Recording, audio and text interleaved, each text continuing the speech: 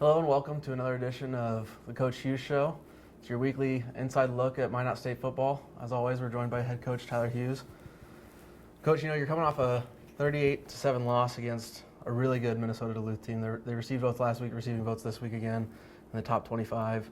They're riding a 5-game win streak, but there were good moments in the game. There were good moments. You guys played a pretty solid defensive game despite allowing 38 points. They had some really good end zone catches, some one-handed catches, grabs like that. But there were good moments like some Donnell Vercher had a good game.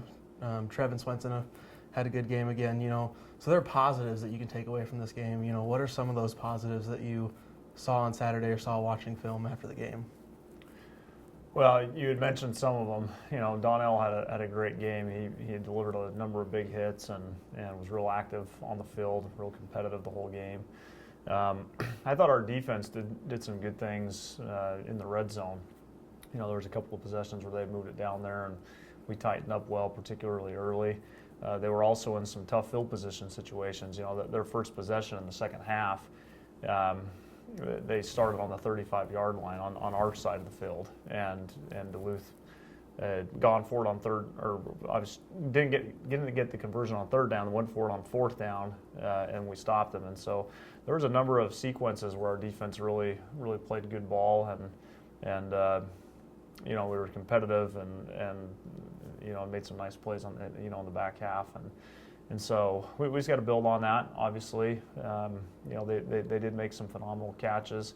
We had good coverage, and they had a kid who made some really great plays, and so so even when they made some plays, they had to fight really hard for them, which was good to see from our kids' end.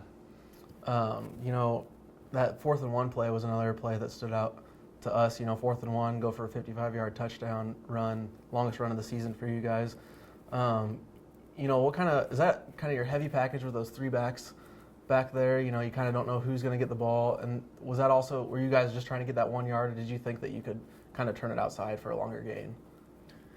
Yeah, no, it was 4th down and 1 from our 45. Our objective was just to get the first down.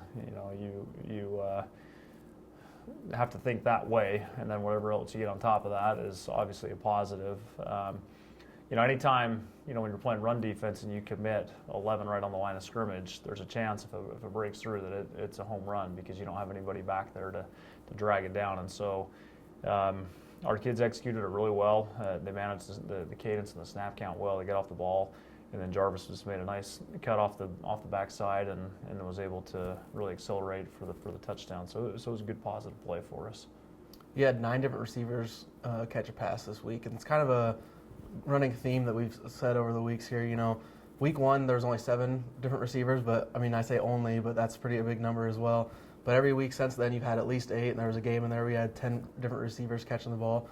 As someone that game plans like you do against other teams, how difficult is it to game plan, do you think, against your team when you have so many receiving options and they can't really key in on one certain person? Well, that's always been a goal of ours, is to have good ball distribution. So we'll continue to do that.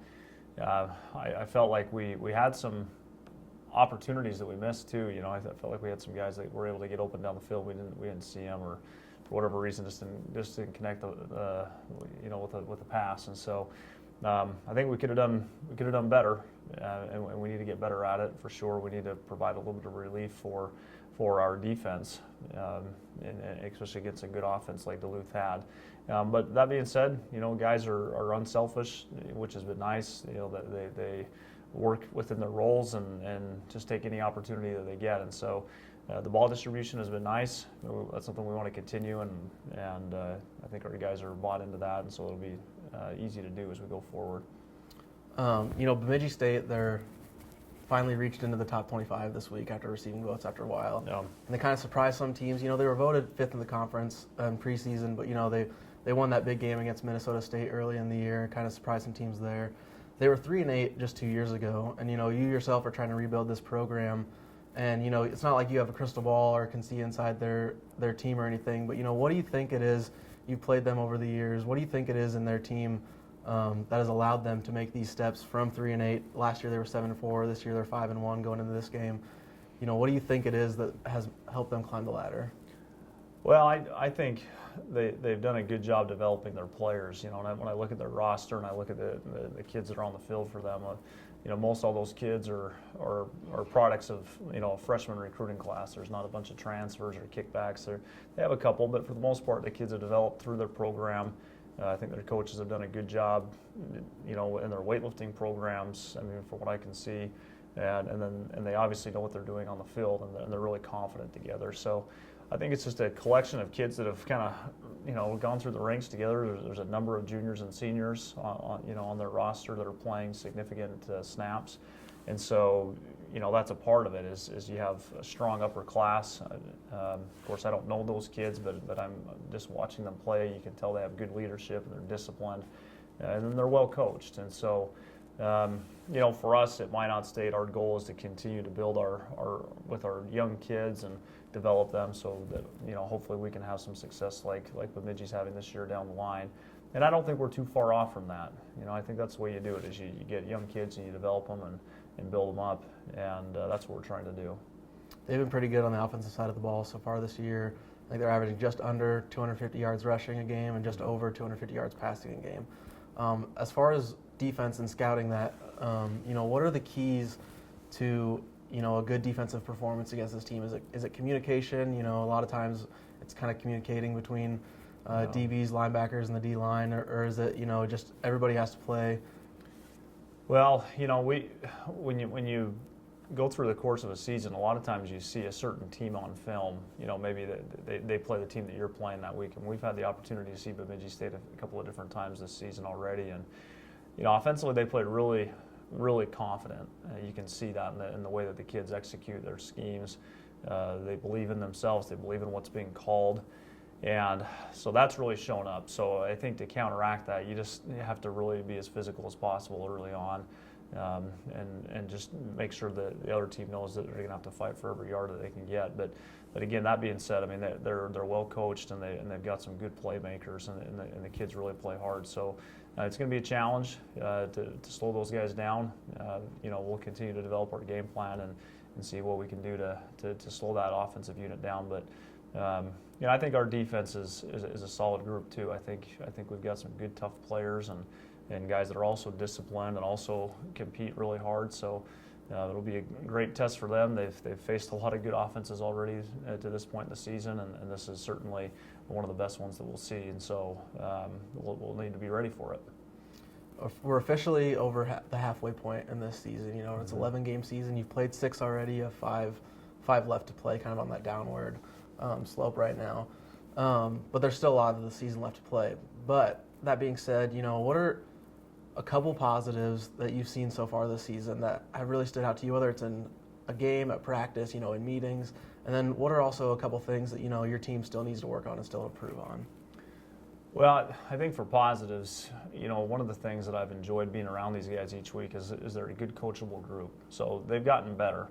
You know, like we'll be in a Tuesday practice working on special teams, and kids are dialed in, they're paying attention, they're wanting to get better, they're wanting to get coached. There's an expectation that they're starting to develop about the program, and that's a good thing.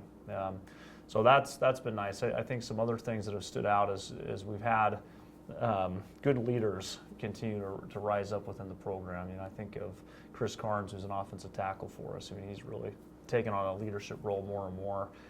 Donnell Virture's had a fantastic season, and he's been a really good leader for us in the back end of the secondary. So there's some good individual performances as well. And I think we've had a number of young players get a lot of playing time this year, which will only bode well for the future. And you know, that being said, we want them to play well now. That's why they're on the field. But it definitely gives us some good building blocks going forward. You know, as far as things that we need to get better at, you know, just continuing to, you know, on offense to continue to learn how to close drives. You know, we've been able to move the ball, you know, inside the 20s at different parts of the season, and we've struggled and kind of sputtered out as we get closer to the end zone. You know, even last week we twice got inside the 30 and came away with really nothing at the end of that possession. And so we just got to learn to capitalize on those opportunities. We definitely could get better that way. And for our program, our rush defense and our rushing offense has got to get better if we want to turn the corner. So that's some things that we got to continue to get better with, and that we're working on every day. And our kids are bought into that, and they understand that. And as I said, they're really coachable. We just got to improve and be better that way. Well, thanks, Coach. You guys play this Saturday, October 15th at 2 p.m. at Bemidji State. You can catch all the pregame, postgame, and live coverage at msubeavers.com.